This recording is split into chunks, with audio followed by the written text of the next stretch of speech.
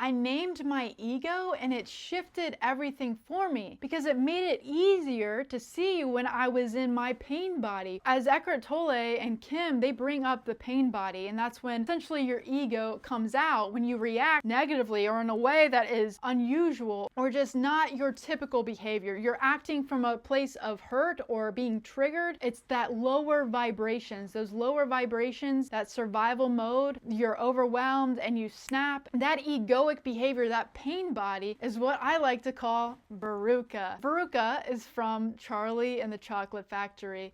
And the reason why I named mine Veruca was a lot of the time my ego comes up as, I want it now.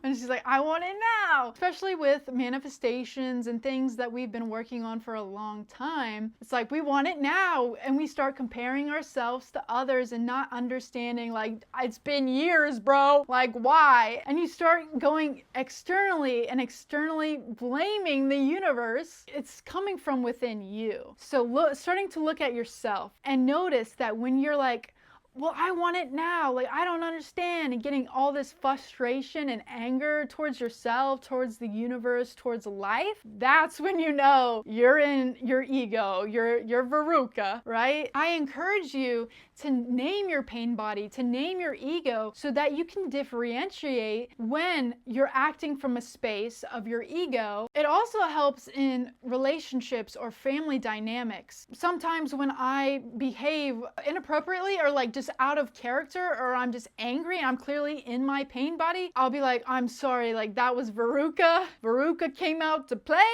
today, and that's not me. And the more that you can say like, oh, that's not me, and realize like, I don't want to be that. I don't want to be my ego. I'm acting like Veruca.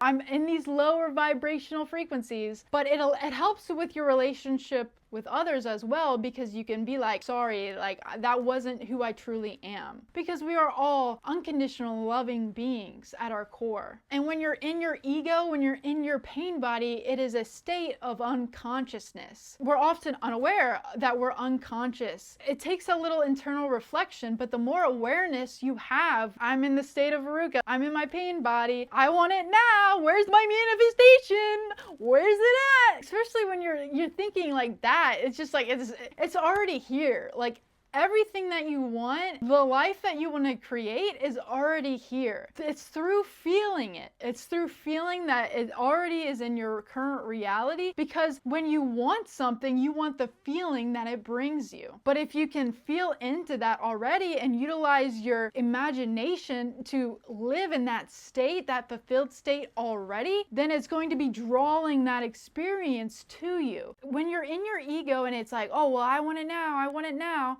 you have to put that down and realize, I already have it. I already have it. And to feel into that energy that you already have it, and to trust and know that the universe is sending it to you. It's on its way. It's already yours. It's already done. Asking it is given. I encourage you to name your ego so it makes it easier for you to see when you're acting from a lower vibrational state, when you're acting in a victim mentality mindset, when you're acting in a lack mindset, when you're behaving from your pain body rather than who you truly are at your core being. Go ahead and comment below, what are you going to name your pain body? Thank you so much for watching. I truly appreciate your support. All my love, Ash.